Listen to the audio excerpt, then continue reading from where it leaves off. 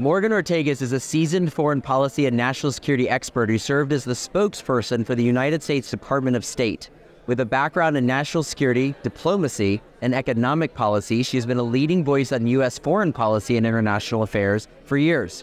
Today, we are honored to have Morgan Ortagus with us to discuss the role of strong diplomacy and the future of global relations. On top of it, one of my closest friends. Yeah. Morgan, welcome to the Swift Hour. Thank you. Matt Swift's close friend is the best title that I know. Oh, are you kidding? I'm honored. I want to really dive into, because we're so close to the election, what role does foreign policy play in the presidential election today? Does it matter to voters? It's such an interesting question. So typically, does foreign policy matter in presidential elections? Almost never. I mean, I've dedicated my whole life to it, so I'd like to pretend that it does. This year is an exception. And the reason why I think is because there is a general sense of unease amongst the American people about what's going on around the globe. We know that we have the worst war in Europe since World War II. We have seen a war go on for a year now in the Middle East. Obviously, whenever Hamas attacked Israel on October 7th, which resulted in the deaths of Americans as well, we still have Americans, 4 of them, held hostage behind enemy lines, today, almost a year later. And then, of course, I think the Americans feel the threat of the Chinese Communist Party. They are intimidating countries like the Philippines, like Taiwan, like Japan and their neighbors. So I think when you combine all of that, especially what's happening at our southern border, whenever you've had millions and millions of people enter the United States illegally, and unfortunately, when that happens, that means you have people who are on the FBI's terror watch list here in the country. There was reports of ISIS smuggling ring, going on at the border.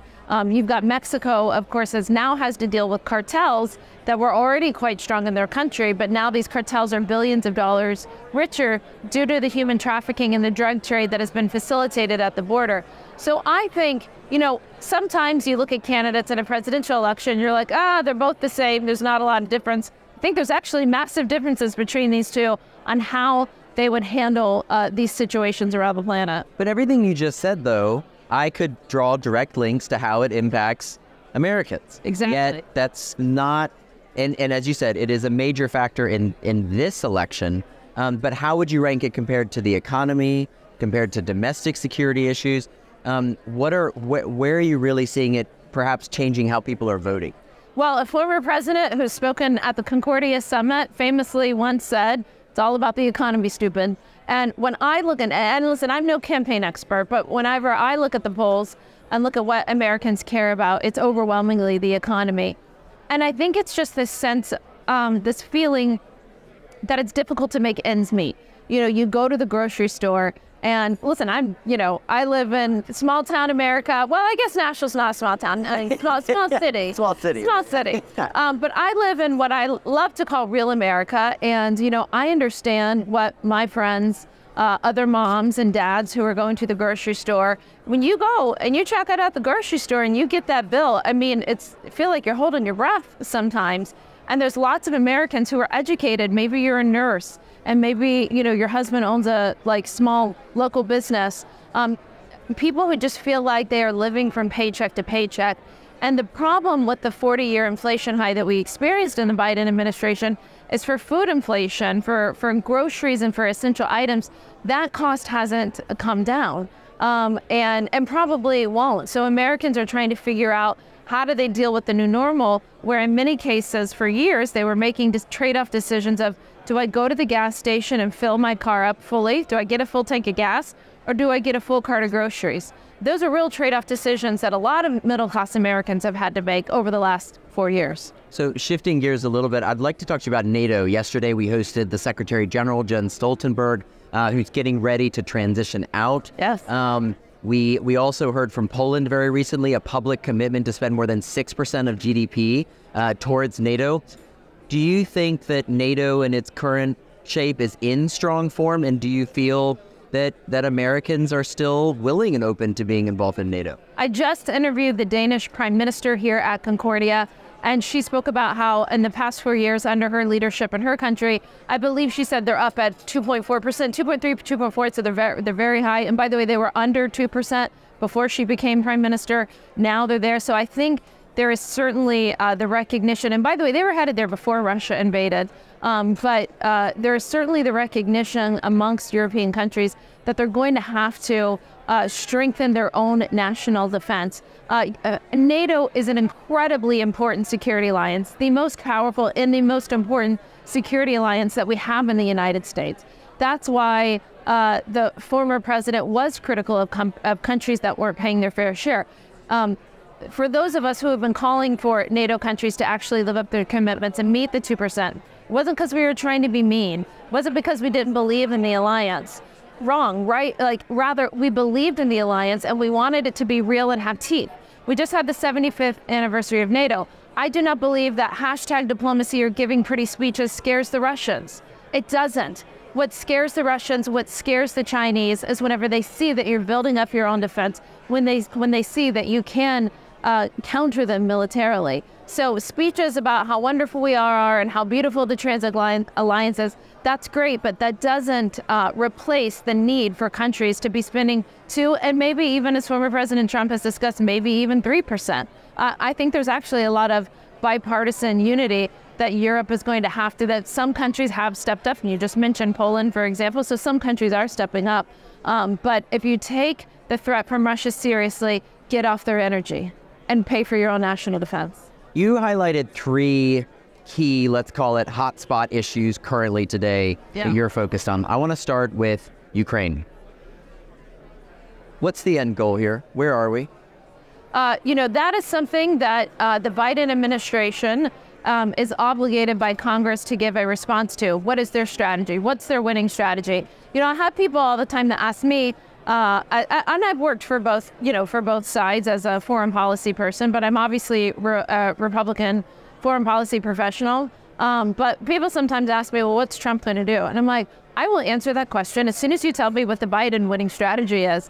In fact, in the last aid bill that Congress passed, that was actually a part of the bill, is the Biden administration was supposed to produce their strategy. So I've been one that was arguing from the very beginning that we were failing to deter Russia. I said this before Russia invaded. I was screaming about this in 2021 when the Biden administration cut off the lethal aid that we in the Trump administration had given to the Ukrainians. I thought that was a dangerous step. I thought removing the sanctions from the Nord Stream 2 pipeline that Germany was arguing for was a dangerous step. I thought going right back in a new start with Russia without any negotiations, without forcing China to the table, was really bad policy. And so when you start to look at all these things, like Putin didn't make the calculation to invade Ukraine in a vacuum, right? He made it based off a series of events where he determined in his head and he's calculated, I can get away with this. Now, he clearly miscalculated, I think, in many ways. Ukraine's going to, obviously has needed a lot of help.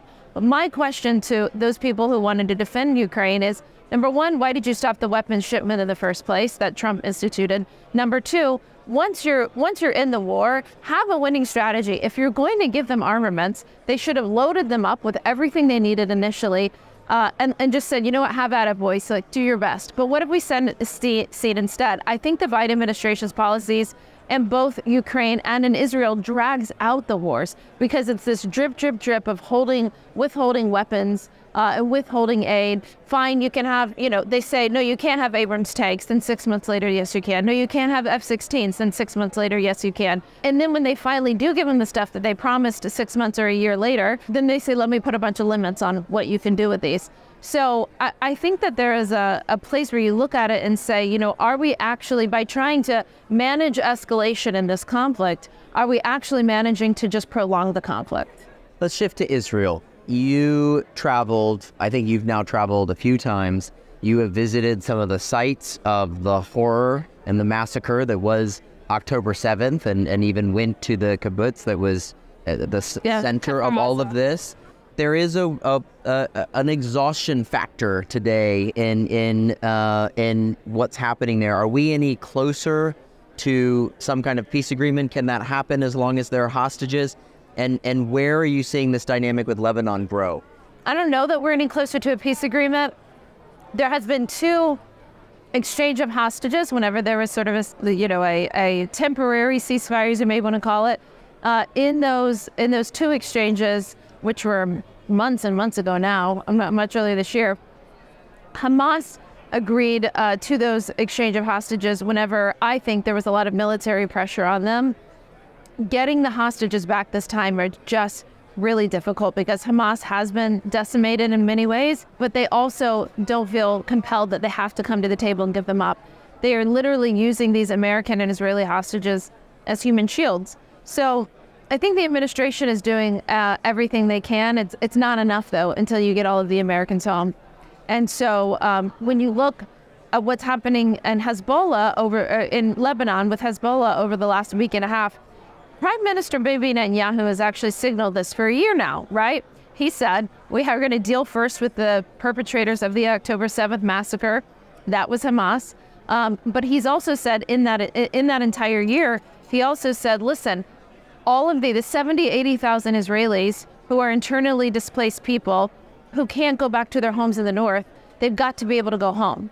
And until Hezbollah pushes back behind the line that they promised way back in 2006 at the end of that war when they, what the United Nations mandated line, until they push back against that, until they stop rocketing northern Israel, this is not a peaceful situation. So Bibi Netanyahu has been warning for a year. Don't forget that Hezbollah has been sending rockets for the past year to Israel, almost 10,000 rockets. So when people talk about, is Israel escalating? I'm like, what are you talking about? Hezbollah has been rocketing Israel for a year with almost 10,000 rockets. We saw just a couple months ago, 4 to 6 weeks ago, they killed little kids on a playground in northern Israel. Almost 80,000 Israelis are still displaced and can't go home. So if Hezbollah doesn't want, to continue to have this, rockets for breakfast or pagers blowing up or walkie-talkies blowing up, then get back behind the line where you agreed to in 2006 and stop rocketing Israel. This isn't hard. And that's why I don't really understand Hezbollah's strategy. We seem to be struggling with this situation too, that two things can be true at the same time. And so I want to start with civilian casualties on both sides are wrong, but what would the other thing be true? Well, we just have to remember that everybody still in the media quotes the Hamas-run, which is a terrorist organization, Ministry of Health. So just a reminder to everybody, especially the Associated Press, that just, buys be skeptical of the data. Right, where you're getting it from the terrorists. So that's fine. Israel is dealing with urban warfare combat. They constantly, even before they sent the missiles over to Lebanon over the past few days, warned Lebanese citizens, warned people to get out of the way. The U.S. State Department has been warning Americans to leave Lebanon. So is Israel doing everything that they can to avoid civilian casualties? I believe so. Could they do more? Everybody can always do more. As I remind people, after the ISIS attack in Afghanistan that killed 13 Americans, in our rush to try and pretend like we were doing something about ISIS because we just had 13 people killed in a suicide bombing, we accidentally droned an Afghan family. Did we mean to do that? No, but that happened just a few years ago under the Biden administration because we screwed up the strike. So am I saying that they denigrate our own military? Of course not. I'm a part of our own military. I'm saying that mistakes and things happen and makes it much harder when the terrorist organization that you are fighting likes to hide behind their women and children. Their women and children dying is a feature, not a bug, right? They use that to further their propaganda. And so I've often said that Hamas and Hezbollah, that they don't care if their people die. I was just talking to a friend who lives in Beirut about this. And it's actually, I'm going to rephrase that now and how I talk about it. It's not that they don't care, it's that they think it's worth it. Where Israel will try to do everything not to have in America as well, we try to do everything not to have our civilians killed. We don't think it's worth it, when our kids are killed. That's in terrorist mindset, is that it's worth it to further the cause, to kill all the Jews, and to remove the Jewish state. That's ultimately what we're talking about here. We're not talking about people that are fighting for the Palestinians. That's a load of horseshit. We're talking about people who want to remove the Jewish state. They want to remove Jews. They don't want the state of Israel to exist with Jewish leadership. That's ultimately what we're talking about. We're not talking about people who want to negotiate for a two-state solution. We're talking about terrorist groups who don't care how many innocents they kill. They don't care where the Jews go. They just want to kill them all, and they just want them out of Israel.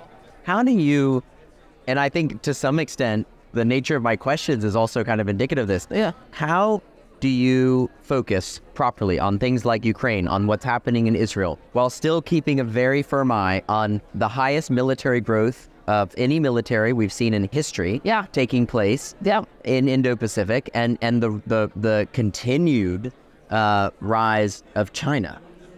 It's not on a day-to-day basis on the front pages and at the forefront of our thinking and planning. So are we to some extent taking our eye off the ball there because of what's happening in the Middle East and in Europe? You can't be all things to all people. We're trying. I would say it is not the 1990s anymore, and so many foreign policy professionals in Washington operate that way. What do I mean by that?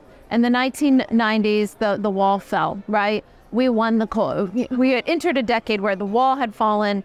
We were basically, the Soviet Union broke apart. The United States was the lone global superpower. And we had a decade and a period where I think we were sort of like, oh, we won, right? This is great. This is nice. Obviously, things changed, on 9/11. But during the 90s, we were able we didn't have to make the type of trade-off decisions that we are making now.